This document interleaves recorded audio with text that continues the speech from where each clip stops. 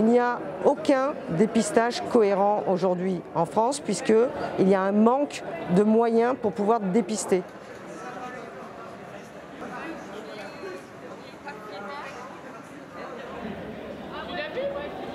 Les conditions de vie étaient extrêmement difficiles puisqu'ils étaient confinés dans un lieu où il n'y avait ni eau, ni douche, sanitaire, distribution alimentaire.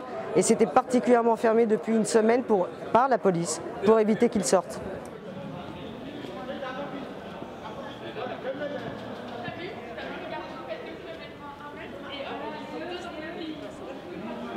C'est important de les mettre à l'abri pour essayer d'avoir un état des lieux de leur santé.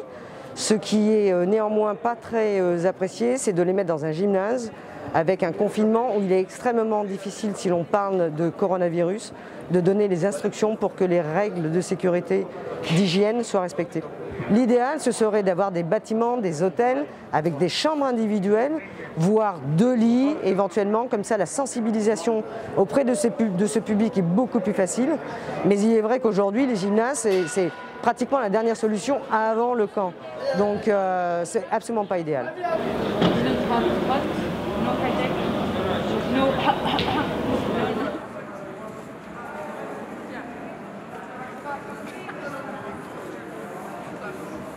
Ils vont rester probablement dans ce lieu jusqu'à la fin de l'épidémie, très probablement.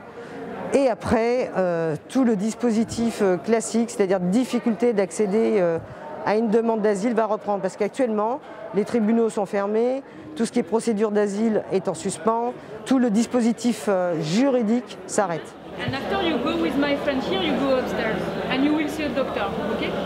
Actuellement, nous sommes intervenus à la demande de l'Agence régionale de la santé de Paris-Île-de-France qui est en difficulté. C'est cette agence, l'ARS, qui est supposée fournir tous les kits de dépistage. Il n'y a aucun dépistage cohérent aujourd'hui en France puisqu'il y a un manque de moyens pour pouvoir dépister.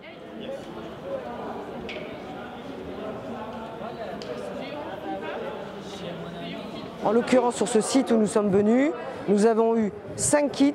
Il y a en tout 600 personnes sur les 6 sites d'hébergement, ce qui est absolument insuffisant. On manque de masques, on manque de tous les équipements basiques. Tous les acteurs de santé aujourd'hui sont en difficulté par manque de moyens, d'équipements fournis normalement par les ministères de la Santé.